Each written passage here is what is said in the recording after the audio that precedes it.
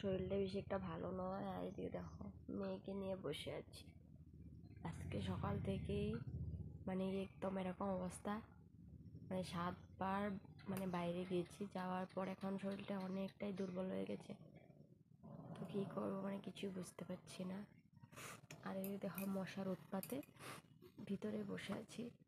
তো সারাদিন মেয়েকে একা একা রাখাটা একদম হয়েছে। আর এদিকে একদম কোমর চমর তো বড়ো ব্যথা করছে। দেখো ওকে শোয়াতেও পাচ্ছি না এখানে। এ দেখো কুলে নিয়ে বসে বসে ভিডিও বানাচ্ছি, আর এদিকে মশারির নিচে। তো আমার চোখ মুখ দেখে নিশ্চয়ই বুঝতে পারছো কীরকম অবস্থা দেখো হয়েছে চোখে।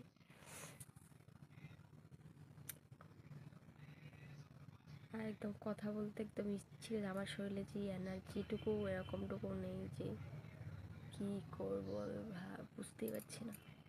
তো রাতে রান্না বান্নাও আছে, কি হবে বুঝতেই পারি না। ভীষণই কষ্ট হচ্ছে আজকে সত্যি।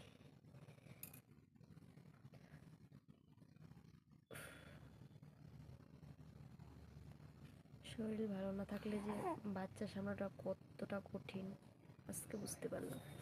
শরীর ভালো থাকলে তো কথা নেই, মানে যেমনি করে ও সারাদিনটা কেটে যায়, কিন্তু শরীরটা খারাপ থাকলে কাটাটা অসম্ভব কথা। কি সুন্দর করে ঘুমোচ্ছে দেখো কোলে, আর যেই না শুয়ে দেওয়ার সাথে সাথে এমন করে উঠে বসে পড়বে। অনেক দুষ্ট হয়েছে এখন, তো আগে তো এরকম ছিল না, কিন্তু এখন কান্না করছে, দেখো কান্না করছে, হাসছে।